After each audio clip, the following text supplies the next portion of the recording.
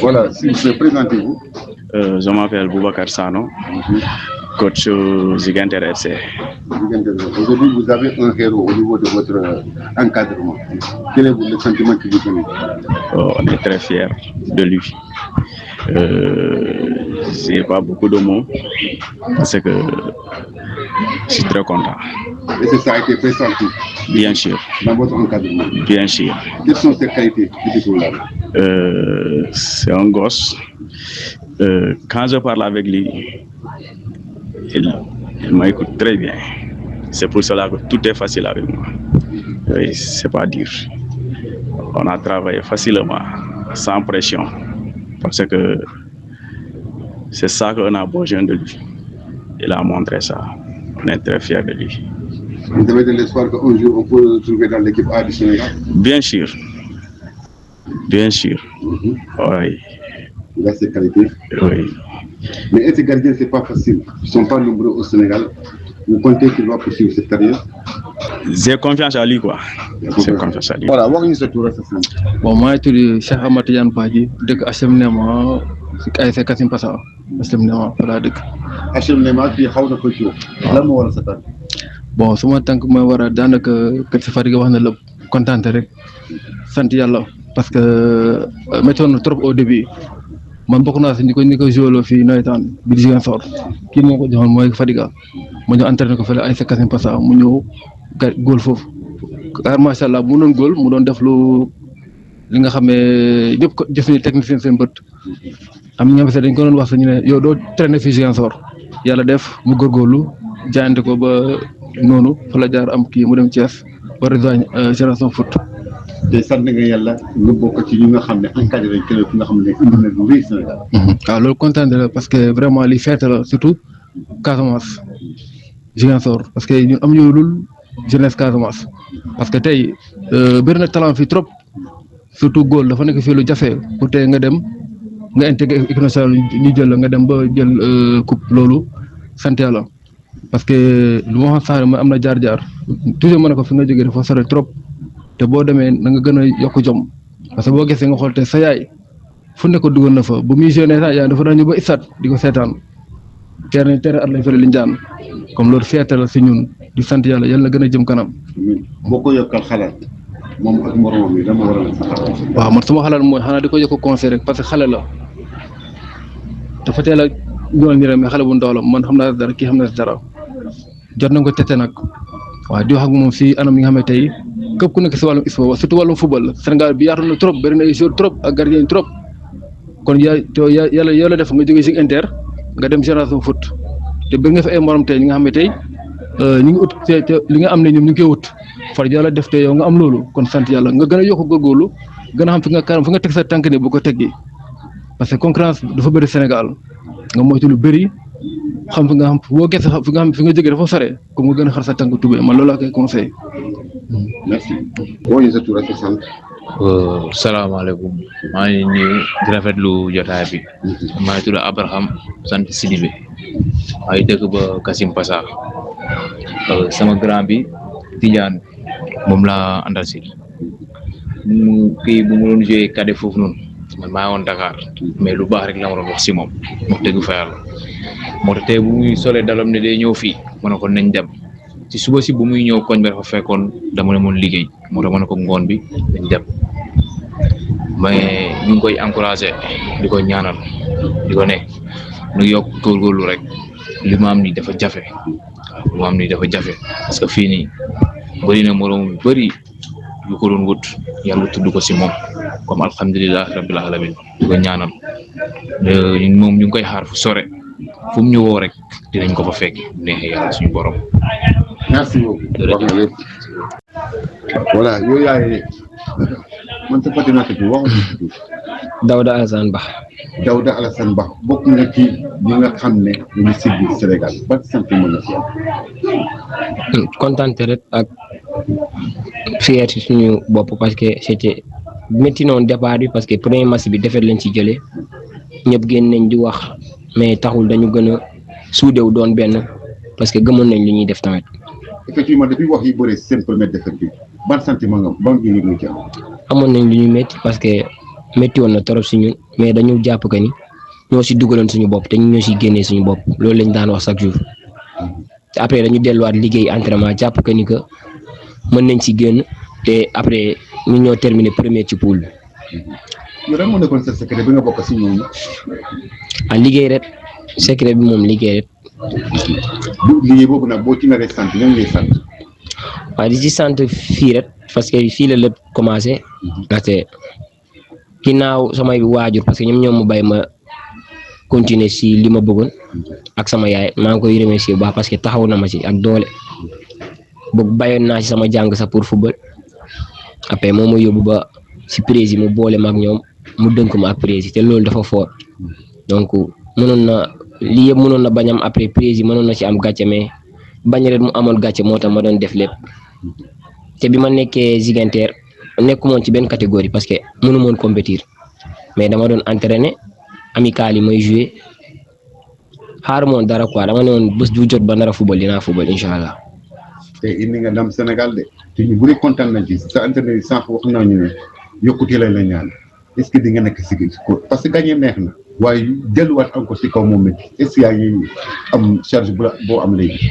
waaw lii lu naroon am na rek man fàtte naa ko bu yàgg sax damaa jàpp que ni man defuma dara te defaguma dara donc des na lu bëree bëri ndaxte dafa naroon neex sax mu doonoon mat football man sax loolu laa gën a bëgg mais suñu borom ni la ko tuddee te lépp loo gis patience la rek waaye yàlla baax na.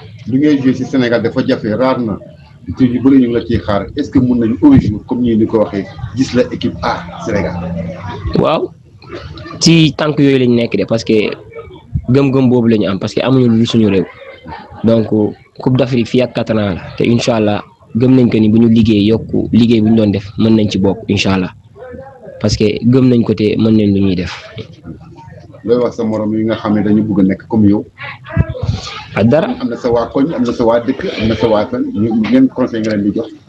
waaw ñu liggéey rek parce que secret bi moom mooy gëm sa bopp waaw nga exigence ci sa bopp jàpp que ni ngay lancer ay défi rek parce que man bi ma nekkoon Ziguinchor dama ne fii dem fiy jógee incha allah te président dafa ma ne da ngay dem def stage bi ma demee def stage dama jàppoon que ni fii dama fi ñëw pour toog fi mais dama fi ñëw pour jàll fi tamit donc dans la vie moom il faut ngay teg ay défi rek ngay jàpp ni que lii da nga ci nar a jàll si leneen loolu kese la.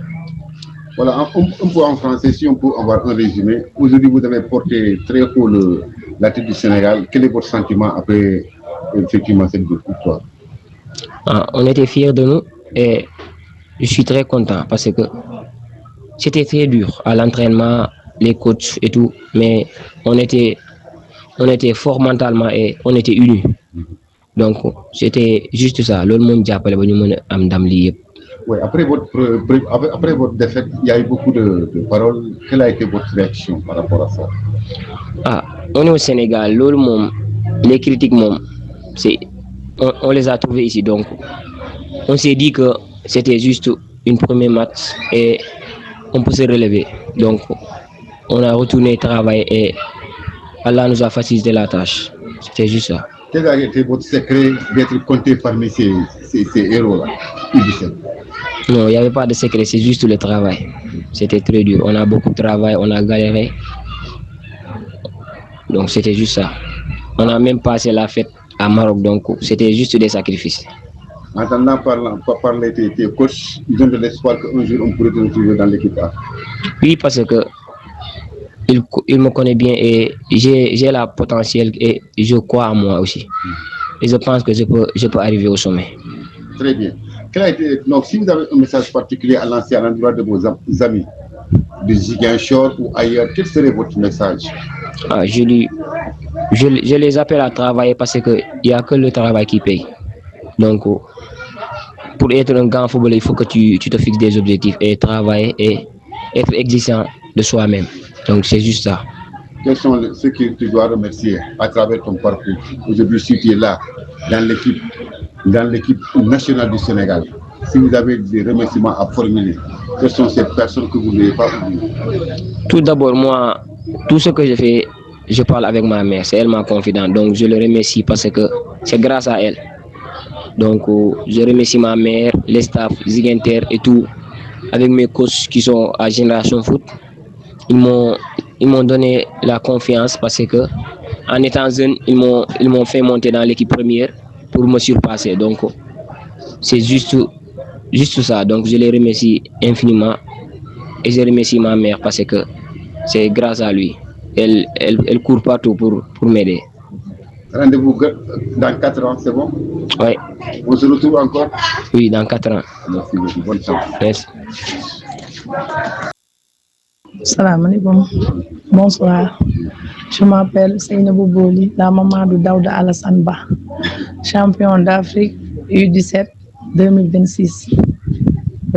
maa ngi leen di nuyu yéen ñëpp nekk sa tur ak sa sant di jox Sénégal bi yëpp wàccuwaay seen wàccuwaay di leen gërëm di leen sant di gërëm particulièrement waa GF ndax foofu la jógee dem équipe nationale waaw Zik Inter GF équipe nationale donc ñoom ñëpp maa ngi leen di remercier ku nekk sa tur ak sa sant waaw di leen gërëm. sa doom bokk na ci champion d'Afrique yi lan moo nekkoon sa sentiment mu ngi yëgee loolu. Je suis très content, mais c'est le Sénégal qui gagne. C'est lui le deuxième goal. Il a mérité d'avoir participé pour le CAN, pour la Coupe d'Afrique. Donc je suis très fière de mon fils. Donc ce qui veut dire que vous avez contribué pour sa participation. Si. Et si vous avez un message à lancer à l'endroit des Sénégalais, qu'est-ce que vous dites? Pour les Sénégalais, bien vrai que je suis très content. Damay encourager yaay yëpp ak bépp parent sénégalais ñu éduquer seen doom yi surveiller seen jàng yóbbu leen ci centre yi foot ak étude la ñu wax. tey sa doom la waaye doomu Sénégal ñëpp la parce que indi leen ndam Sénégal léegi nag tey dañu ko xaar lu bëri am ndam neex na waaye des ci yokkute moo ci kii yow lan moo war a nekk sa xalaat. di ko ñaanal di ko ne mu góorgóorlu jom ful la fayda. Casamance ku fi génn da ngay am jom am fulla fayda surtout nga génn Casamance dem nord uti ji waaw ñi fi jógee yëpp dem côté nord dem uti ji ndam rek lañ fi indi waaw mën naa joxe exemple ci Sadio Mané Crépin ak ñeneen Caafara Sakho Casamance yu bëri waaye Yaya Jammeh mi dëkk su papa je suis très fier de lui donc sama doom dama koy encourager motiver ko ne ko carrément na am jom am fulla am fayda mu xam lu mu bàyyi ginnaaw. waaw am na lu mbooloo bu takku bu mbay ginnaaw ñoo xam ne ñoom ñëpp seen mbébét mooy lan mu dem am contrat pour dem Europe jouer ji. yoo xanaa lii dañ ko sentir lu tax nga bay sa doom mu dugg si football xanaa lii dañ ko sentir loolu dina ci am ndam. non bi muy nekk xale dama ko dugal mu dem jàngi. bi mu commencé jàngi CP ba ñëw CM mu def 5e 4e mu ne ma yaay man mënatuma jàng damay bàyyi jàng ma ne ko lan la mu ne ma foot laa bëgg ma ne ko foot mu ne ma waaw ma ne ko pourquoi foot lu tax doo jàng ba am BFEM mu ne man football laa bëgg ma ne ko su ma la dugalee football centre di nga football mu ne ma waaw ma commencé ma dem Zik Inter ma ñëw ajamat ñu rejeté ma waaw te samay frère lañ ma jëm Zik Inter ñu nangul ma sama doom. ñu accueillir ma ñu téye ma téye bu baax yor sama doom 6 mois la def Zik Inter GF ñëw def sélection yóbbu ko Dakar donc je suis très fier de Zik Inter je suis très fier de Génération Foot bu mu demee tamit wane na fa éducation wane na fa jom wane na fa fulla wane na fa fayda ndax man chaque 3 mois damay dem GF pour contrôler ay études am ak entraînement am ak comportement am te su ma demee. kër ci ma fay fekk de A à Z ñëpp benn parole bi la ñuy wax yaru na bëgg na football am na talent donc je suis très fier de mon fils. franchement regretté wu lu mu bàyyee jàng tey. rëccuma lu mu bàyyee woon jàng Ziguinchor mais ba mu demee Dakar foot ak étude la instant yi mi ngi jàng candidat la day ñibbi suba dem def BFEM war na def BFEM candidat la donc je suis très fier franchement. loo wax moromam yi. ñoom ñu mu bokkal centre yëpp club yëpp yu nekk Ziguinchor Dakar.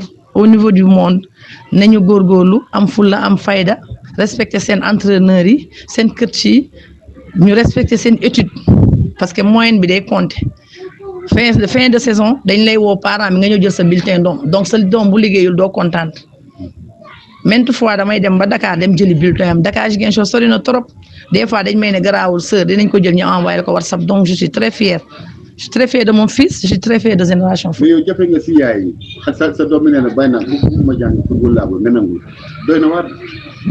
bëgg sport moi je suis sportif j'ai fait le volleyball après j'ai fait le karaté sur Sensembo c'est une prof science civique à Tété Diédhiou donc je suis sportif su ma amee doom mu bëgg sport dama koy encourager dama koy motiver